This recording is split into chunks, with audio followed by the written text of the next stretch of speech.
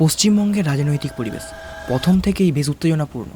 এখানে তিনটি দলের মধ্যে বেশ উত্তেজনা চলে, সেটা বর্তমানে আরও বেশি সংবেদনশীল হয়ে উঠেছে। এখানের লড়াইটা মূলত তিনটি শক্তির মধ্যে ঘুরে: এক বিজেপি, দুই কংগ্রেস, তিন সিপিএম। তুলনামূলকভাবে মমতা বন্দ্যোপাধ্যায়ের নেতৃত্বে টিএমসি একটা শক্তিশালী সংগঠন বা একটা শক্তিশালী জোট। বিশেষ করে এই শক্তি গ্রামাঞ্চলে ঘোরে। 2021 সালে বিধানসভা নির্বাচনের পর বিরোধী শক্তি হিসেবে বিজেপি গত কয়েক বছরে দ্রুত শক্তি বৃদ্ধি করেছে।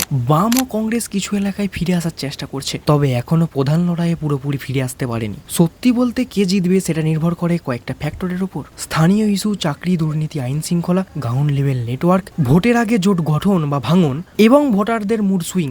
বর্তমানে ট্রেন্ড অনুযায়ী টিএমসি অনেকটা ভোট ব্যাংকের দিক থেকে এগিয়ে রয়েছে। এখন সবচেয়ে বড় চ্যালেঞ্জের মুখ হয়ে দাঁড়িয়েছে বিজেপি। তবে বাম এবং কংগ্রেস যদি শক্তিশালী জোটে লড়ে তাহলে কিছুটা হলেও ফল বদলাতে পারে। আমি রূপম, আর আমার চ্যানেল ডিজিট রূপমের পক্ষ থেকে সবাইকে স্বাগতম। চলো আজকের ভিডিও শুরু করা যাক। আমরা বিগত কয়েক দশক ধরে দেখে আসছি যে দলের দুর্নীতি যত বেশি সেই দলের রেজাল্ট তত ভালো। এসবগুলোকে নিয়ে টিএমসির মাথায় প্রচুর পরিমাণে প্রেসার ক্রিয়েট হচ্ছে। তবুও টিএমসি একটা শক্তিশালী জোট সংগঠন।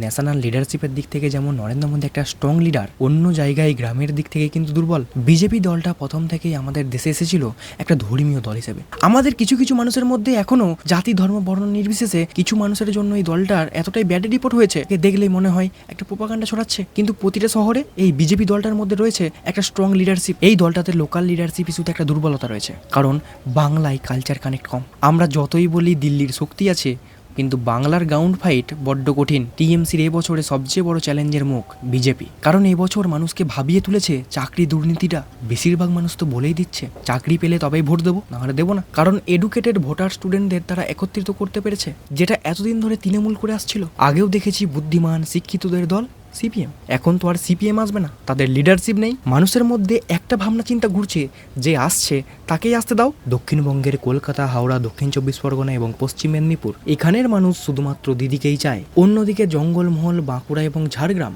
এখানেও টিএমসি বড্ড শক্তিশালী, কারণ এখানে সংখ্যালঘু ভোটটা টিএমসির প্রতি বিপুল পরিমাণে রয়েছে। আমরা যদি উত্তরবঙ্গের দিকে তাকাই তাহলে সেখানে রয়েছে দার্জিলিং, সেখানে তুলনামূলকভাবে বিজেপি কিন্তু শক্তিশালী। সহজ ভাষায় বলতে গেলে দিদিকে যারা বেশি মাত্রায় চাইছে সেটা দক্ষিণবঙ্গ। নন্দীগ্রাম, সিঙ্গুর এবং জঙ্গলমহল, যারা দিদিকে ছাড়া অন্য রাজনৈতিক দলকে চিনতেই পারে না। অন্য বছরের তুলনায় এবছর বুথ ম্যানেজমেন্টটাও ঠিক শক্তিশালী করা হয়েছে। শুধুমাত্র আমাদের পশ্চিমবঙ্গে ভোটের জন্যই 3 লাখ ফোর্সকে মোতায়েন করা হয়েছে। তারপর বাকি তো পুলিশ রয়েছেই। এছাড়াও একটা বড় মাধ্যম সোশ্যাল মিডিয়া ইনফ্লুয়েন্স। আজকের দিনে সোশ্যাল মিডিয়া ভোটের জন্যই বলো আর অন্য দিক থেকেই বলো, সোশ্যাল মিডিয়া একটা বড় কার্যকরী হয়ে উঠেছে। মানুষের আচার ব্যবহার, আচরণ মানুষের সোশ্যাল মিডিয়া দেখেই বোঝা যায়। সত্যি কথা বলতে, আমরা যদি সোশ্যাল মিডিয়াটাকে ভালোভাবে ফলো করি তাহলে আমরা সহজেই দেখতে পাই রাজনীতিটা বেশি হয় সোশ্যাল মিডিয়ার মাধ্যমে। রাজনীতি থেকে সুবিধা দেওয়া সবটাই সোশ্যাল মিডিয়াতে আগে থেকে জানানো হয়, যা কিছু মানুষকে অল্প পরিমাণে হলেও অনুপ্রাণিত করে। আজকের মতো এটুকুই, পরের অন্য কোনো লং ভিডিওতে তোমাদের সঙ্গে দেখা হচ্ছে।